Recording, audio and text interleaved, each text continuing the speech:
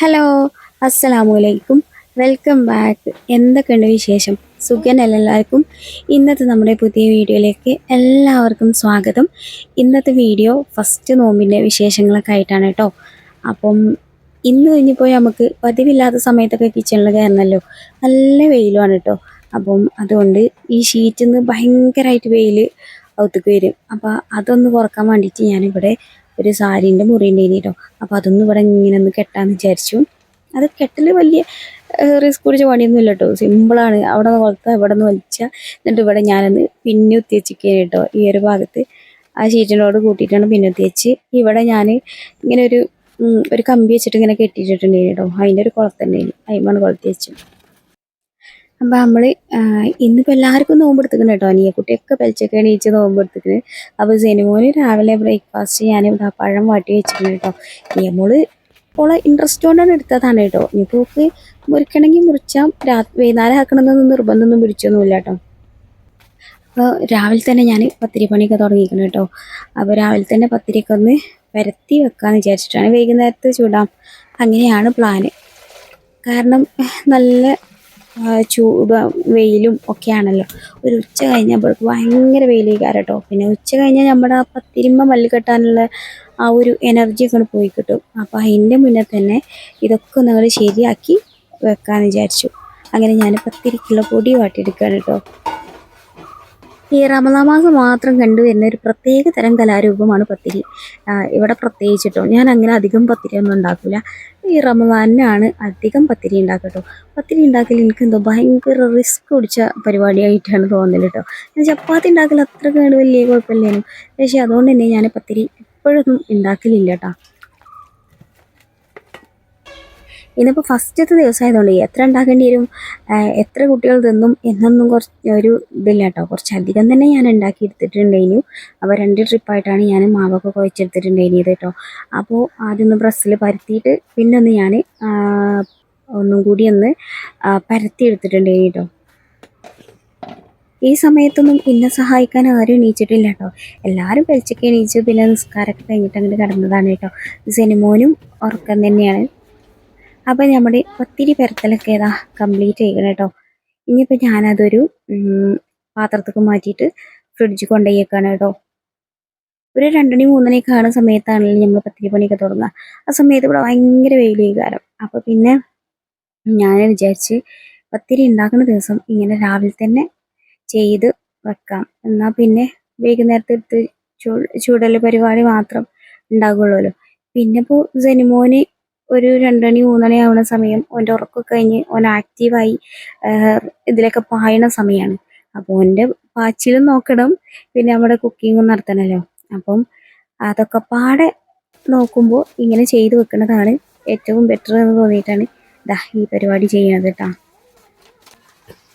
അപ്പോൾ പത്തിരിയൊക്കെ പരത്തലൊക്കെ ഞാൻ പാത്രത്തിലും ഒക്കെ ആക്കി കഴിഞ്ഞിട്ടുണ്ട് കേട്ടോ. അതിൻ്റെ മുകളിലൊരു പേപ്പർ വെച്ചിട്ട് നമ്മുടെ അടുപ്പ് വെച്ച് അടച്ചിട്ട് ഫ്രിഡ്ജിൽ കൊണ്ടുപോയി വെക്കണം കേട്ടോ. ഇനിയിപ്പോൾ പുറത്ത് വെച്ചാൽ ചിലപ്പോൾ നല്ല ചൂടായതുകൊണ്ട് നമ്മൾ വാട്ടി എടുത്ത പൊടിയല്ലേ, ചിലപ്പോൾ ഒരു ചൊയ വ്യത്യാസമൊക്കെ വരാൻ സാധ്യത ഉണ്ടെങ്കിലോ എന്ന് വിചാരിച്ചിട്ടാണ്.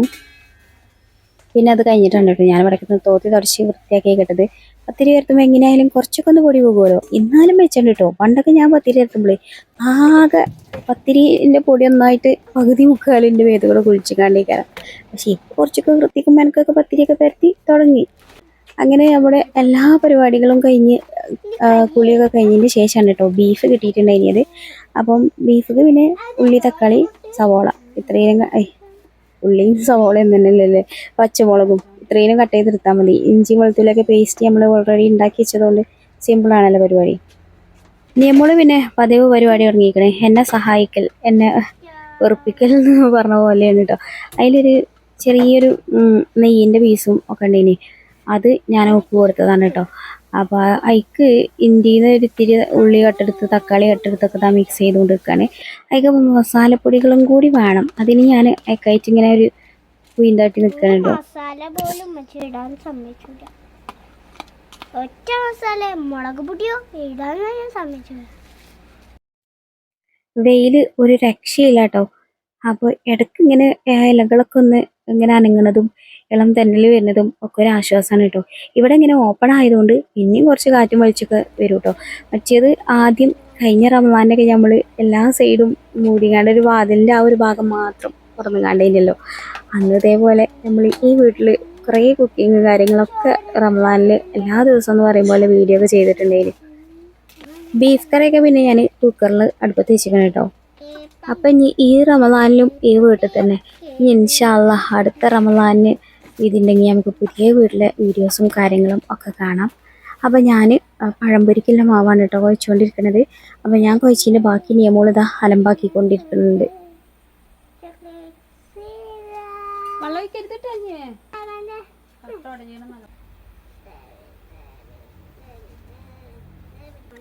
ഞാനുണ്ടല്ലോ നോമ്പൊക്കെ നോറ്റാൽ ഒരു ഉച്ച വരെ ഭയങ്കര എനർജി ഉണ്ടാവും കേട്ടോ.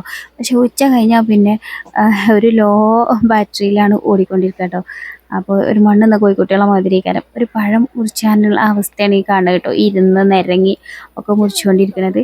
ഇപ്പോൾ പിന്നെ നല്ല അസാധ്യ ചൂടും പിന്നെ സെനിമോൻ്റെ പാലുടിയും ഒക്കെ പാടയാകുമ്പോൾ പിന്നെ പറയും വേണ്ട. അങ്ങനെ നമുക്ക് പഴം പൊരിച്ചു തുടങ്ങാം. അപ്പം ഞാനിന്ന് പഴം പൊരിക്കണതേ ഇൻഡസ് വാലിൻ്റെ ചട്ടിയിലാണ് കേട്ടോ. ഫ്രൈയിങ് ഈസി എന്നൊക്കെ പറയുന്നത് കേൾക്കാം. ഈസിയാണോ എന്ന് നമുക്കൊന്ന് നോക്കാമല്ലോ. അപ്പം ഞാൻ അതിക്ക് ഓയിലൊക്കെ ഒഴിച്ചെടുത്തിക്കണ്. നീ കുട്ടീൻ്റെ സഹായിച്ച് കട്ടൊക്കെ കൂടെ ഉണ്ട് കേട്ടോ.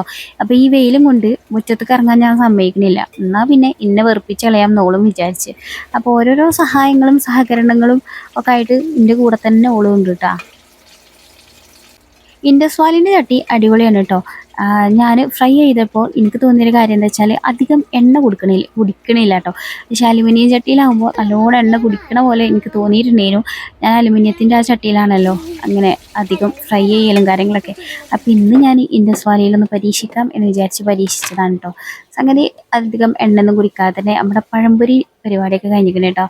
അങ്ങനെ ഞാൻ പത്തിരിയൊക്കെ എടുത്തുകൊണ്ട് നിൽക്കുന്നത്. അടുത്ത സെക്ഷൻ പത്തിരി ചുടലാണ് കേട്ടോ. അപ്പോൾ സെനിക്കുട്ടിന് അതിൻ്റെ ഇടയ്ക്ക് ഒന്ന് പോയിട്ട് ഉറങ്ങിയിട്ടുണ്ടായിനി കേട്ടോ. ഇന്നിപ്പോൾ കുട്ടികളൊക്കെ പെരയിലുണ്ടായതുകൊണ്ട് തന്നെ കുറച്ച് നേരം വൈകിട്ടാണ് കേട്ടോ ഓൻ ഉറങ്ങിയിട്ടുണ്ടായിനിയത്. അല്ലെങ്കിൽ ഒരു 12 മണീൻ്റെ ഉള്ളിലൊക്കെ ഓൻ ഉറങ്ങി ഒരു 2 മണിയാകുമ്പോഴത്തേനും ഓൻ എണീക്കും കേട്ടോ. അപ്പം ഞാൻ 2 മണിക്ക് കിച്ചണിൽ കയറുക 3 മണിക്ക് കിച്ചണിൽ കയറുക അങ്ങനെയല്ലേ ടൈമൊന്നും വെച്ചിട്ടുണ്ടായിരുന്നില്ല കേട്ടോ. ഓൻ്റെ ആ ഒരു സൗകര്യത്തിനനുസരിച്ച് ഓരോന്ന് ചെയ്ത് വെക്കുക ആണ് ചെയ്തിട്ടുണ്ടായിരുന്നത് ഞാൻ. അതേ നമുക്ക് നടക്കുള്ളൂ കേട്ടോ. ഓൻ ഉണർന്നാൽ പിന്നെ ഓൻ്റെ കാര്യങ്ങളും കുറച്ചൊക്കെ നോക്കണമല്ലോ. നമ്മൾ നോമ്പാണ് കരുതി കണ്ട് ഓനെ അങ്ങനെ ഇതാക്കാനും പറ്റൂലല്ലോ. അപ്പം നമുക്ക് ഓരോ സൗകര്യം നമ്മളെ സൗകര്യമൊക്കെ നോക്കിയിട്ട് ഓരോന്ന് ഉണ്ടാക്കിയെടുക്കുക. അത്ര തന്നെ നടക്കുള്ളൂ. ഇന്നിപ്പോൾ ഫസ്റ്റത്തെ നോമ്പായതുകൊണ്ടേ പൊരിയും തരിയും കരിയും ഒക്കെ പാടെ ഉണ്ടാക്കാമെന്ന് വിചാരിച്ച്. അപ്പോൾ നമ്മുടെ പത്തിരി ചുടണീൻ്റെ അടുത്ത് സിനിമോനെ എണീച്ചാൽ നിൽക്കണം കേട്ടോ. അപ്പോൾ ഓന് പഴംപൊരിയാണ് കൊടുക്കുന്നത്. ഓന് പഴംപൊരി കൊടുക്കലുമായി പത്തിരീൻ്റെ പണിയൊക്കെ നമ്മൾ നേരത്തെ ചെയ്ത് വെച്ചുകൊണ്ട് ഓനൊക്കെ വെച്ചിട്ടാണെങ്കിലും നമുക്ക് പത്തിരി ചുടലും നടക്കും.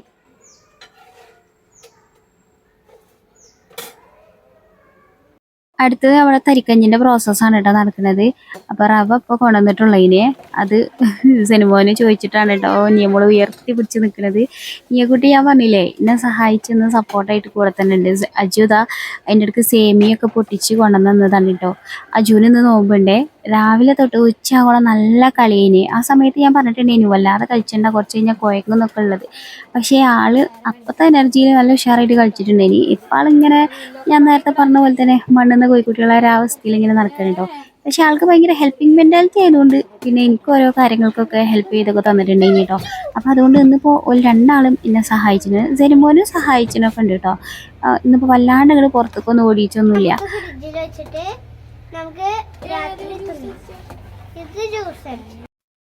അപ്പം ഇന്ന് വത്തക്കയാണ് ജ്യൂസ് അടിക്കുന്നത് കേട്ടോ. അപ്പോൾ ഇത് കട്ട് ചെയ്ത് വെക്കാൻ വലിയൊരു മധുരമൊന്നും ഇല്ല, കണ്ടാൽ തന്നെ അറിയാലോ.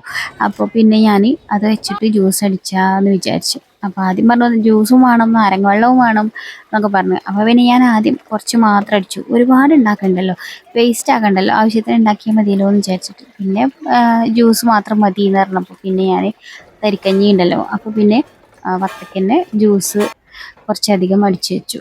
അപ്പോൾ വത്തക്കൊന്നും തണുപ്പില്ലാത്തതുകൊണ്ട് ഞാൻ ജ്യൂസ് പിന്നെ ഫ്രിഡ്ജിൽ കൊണ്ടുവച്ചു കേട്ടോ. അതൊക്കെ കഴിഞ്ഞതിന് ശേഷമാണ് നമ്മുടെ ചോറിനുള്ള അരി ഇടുന്നത്. എല്ലാം ഗ്യാസ് മേലായാലും നടക്കൂലല്ലോ പരിപാടി. അപ്പോൾ അതുകൊണ്ട് ചോറ് ഞാൻ അടുപ്പത്ത് വെച്ചു കേട്ടോ. ചോറ് പിന്നെ പകുതി വേവിന് കുറച്ച് ഊറ്റി വെക്കണം. നാളെ രാവിലെ മക്കൾക്ക് ഉച്ചക്കുള്ള ചോറാവും ചെയ്യും. അങ്ങനെ അതാ നമ്മളെ എല്ലാ പരിപാടികളും കഴിഞ്ഞ് ഏകദേശം ബാങ്ക് കൊടുക്കുന്നതിൻ്റെ ഒരു 10 മിനിറ്റ് മുന്നേ എല്ലാ സാധനങ്ങളും ടേബിളിൽ കൊണ്ടുവന്ന് വെക്കുന്നുണ്ട് കേട്ടോ. ടേബിളല്ല, മഞ്ച. അപ്പോൾ ജ്യൂസും നെരിക്കഞ്ഞിയും പിന്നെ നമ്മുടെ പഴംപൊരി പിന്നെ മാങ്ങ കട്ട് ചെയ്ത് വെച്ചിട്ടുണ്ടായി കേട്ടോ. അതൊക്കെ അജു തന്നെയാണ് കേട്ടോ ചെയ്തിട്ടുണ്ടായിരുന്നത്. മാങ്ങേൻ്റെ അണ്ടി വരെ കളയാതെ അവനതിൽ വെച്ചിട്ടുണ്ട്. ഡെക്കറേഷത്തിനായി ഒരു നാരങ്ങ മാങ്ങ വെച്ചപ്പോരെ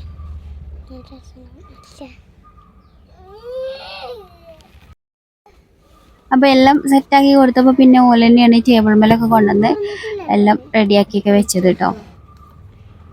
പിന്നെ നിയമോള് പിന്നെ നോമ്പില്ലെങ്കിലും ഫസ്റ്റ് എന്നെ ഹാജരായിക്കണം കേട്ടോ. അജുവാണെങ്കിൽ കുഴങ്ങി തൂങ്ങി ഒന്ന് ബാങ്കൊന്ന് കൊടുത്തിട്ടിയാൽ മതിയെന്ന് വിചാരിച്ച് നിൽക്കണേ. ജനുമോന് തത്തപ്പത് പതിവില്ലാതെ കുറേ വിഭവങ്ങളൊക്കെ നിരത്തി ഇങ്ങനെ ഇരിക്കണമെന്നൊക്കെ ആലോചിച്ചിട്ട് ഭയങ്കരമായിട്ട് അവിടെ ഇങ്ങനെ നിൽക്കണേ കേട്ടോ. അതൊക്കെ ഇപ്പോൾ ഈ കാട്ടുന്നത് ഞാനിങ്ങനെ ഇടയ്ക്ക് ഇങ്ങനെ കൊഞ്ചിച്ചിട്ടുണ്ട്. അതിൻ്റെ പൊളിച്ചി തരാണ്ട് കേട്ടോ ഓരോന്ന് കാട്ടി കൂട്ടുന്നതൊക്കെ. അജൊക്കെ കുഴങ്ങിയിട്ട് അങ്ങെത്തിക്കണേ. വെയിലും ഉള്ളുണ്ട് നടക്കണ്ടെന്ന് ഞാൻ രാവിലെ പറഞ്ഞു. അങ്ങനെ ബാങ്ക് കൊടുക്കാനായപ്പോൾ തന്നെ എല്ലാവിധ പണികളും കഴിഞ്ഞിട്ടുണ്ടായിരുന്നു കേട്ടോ. ബീഫ് കറിയും പത്തിരി ചുടലും പിന്നെ കട്ടൻ ചായ ഉണ്ടാക്കി വെച്ചിട്ടുണ്ടായിരുന്നു. അതിൻ്റെ ഇടയ്ക്ക് ചോറ് വെന്തിട്ടുണ്ടായിരുന്നു. അപ്പോൾ അതൊക്കെ ഊറ്റി വെച്ചു. നോമ്പ് തുറന്നു കഴിഞ്ഞാൽ പിന്നെ ഒന്നിനും കഴിയൂല. അപ്പോൾ പിന്നെ നോമ്പ് തുറക്കാനാകുമ്പോഴത്തേന് ഒരുവിധം എല്ലാതും കഴിച്ച് വെക്കലാണ് ഞാൻ അധികം ചെയ്യൽ കേട്ടോ. അങ്ങനെ അത് ബാങ്ക് കൊടുക്കും. അങ്ങനെ നമ്മുടെ നീയക്കുട്ടി പറഞ്ഞ കാരക്ക കൊണ്ട് തുറക്കണ നോമ്പ് വന്നിക്കണ്. ഓള് പറഞ്ഞിട്ടുണ്ടേനു ബറാത്തിനും മെറാജിനൊന്നും കാരക്ക അല്ലാത്തതുകൊണ്ട് പറഞ്ഞിട്ടുണ്ടേനു കാരക്ക കൊണ്ട് തുറക്കണ കുറേ നോമ്പില്ല നോമ്പ് വരുന്നുള്ളൂ എന്നുള്ളത്. ഫസ്റ്റത്തെ ദിവസം ആയതുകൊണ്ട് തന്നെ എല്ലാതും ഒരു പാകത്തിനായിട്ടോ. തീരെ ഇല്ലാണ്ട് ആയില്ല, എന്നാൽ പിന്നെ ഒരുപാട് ബാക്കിയാകാനും ഇല്ല. ഞാനത് കണ്ട് ഉണ്ടാക്കിയിട്ടുള്ളൂ. ഇനി പിന്നെ അതിൽ ബാക്കിയായത് മാങ്ങ മാത്രമാണ്. മാങ്ങ എന്താന്ന് വെച്ചാൽ മാങ്ങ ഒരു മധുരവും ഇല്ല ഒരു പുളിയില്ലാത്ത ഒരു സൈസ് ഒരു സാധനം. അപ്പം അതുകൊണ്ട് മാങ്ങ ആരും കഴിച്ചിട്ടുണ്ടായില്ല. പിന്നീട് കുട്ടികൾ അതിക്ക് കുറച്ച് ഉപ്പും മുളക് പൊടിയൊക്കെ ഇട്ടുകൊണ്ട് മിക്സ് ചെയ്തിട്ട് പിന്നെ ഓല് കഴിച്ചിട്ടുണ്ടായിട്ട് അത്. അതുകൊണ്ടാണ് മാങ്ങ മാത്രം കുറച്ച് ബാക്കിയായി നിൽക്കുന്നത്. പിന്നെ നോമ്പൊക്കെ തുറന്നു കഴിഞ്ഞ് കുറച്ച് കഴിഞ്ഞ് ആ ക്ഷീണമൊക്കെ വിട്ടതിന് ശേഷം പിന്നെ ഓല് ഉപ്പും മുളകൊക്കെ അജ് തിരുമ്പിയിട്ട് പിന്നെ ഓല് രണ്ടാളും അങ്ങനെ കഴിച്ചിട്ടൊക്കെ ഉണ്ടായി കേട്ടോ.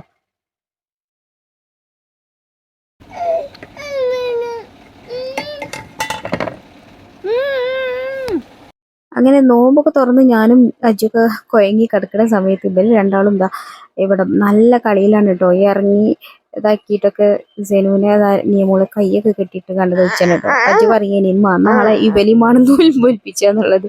എന്നാ ഓല് നോമ്പ് തുറന്ന് ഇറങ്ങി കുത്തിക്കോലോ ഓലെ രണ്ടാളെ നമുക്ക് നാളെ നോൽപ്പൊലിപ്പിച്ചാണ് കേട്ടോ എന്നൊക്കെ പറഞ്ഞിട്ടുണ്ടേനി. അങ്ങനെ പിന്നെ ഞങ്ങള് അതൊക്കെ കഴിഞ്ഞു. പിന്നെ ഒരു 9 മണി 10 മണിയൊക്കെ ആകുന്ന സമയത്ത് നമ്മൾ സാധാ ഫുഡ് കഴിക്കുന്ന സമയത്താണ് കേട്ടോ പിന്നെ പത്തിരിയും ബീഫ് കറിയൊക്കെ ആയിട്ട് കഴിച്ചിട്ടുണ്ടായിരുന്നത്.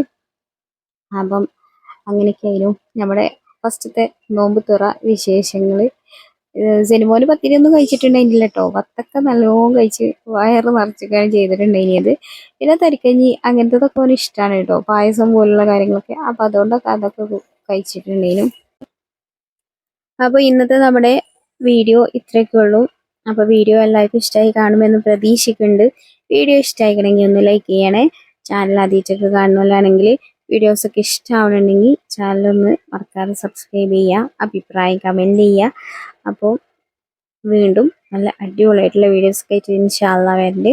അപ്പോൾ വീണ്ടും കാണാം. അസ്സലാമു അലൈക്കും. Bye bye.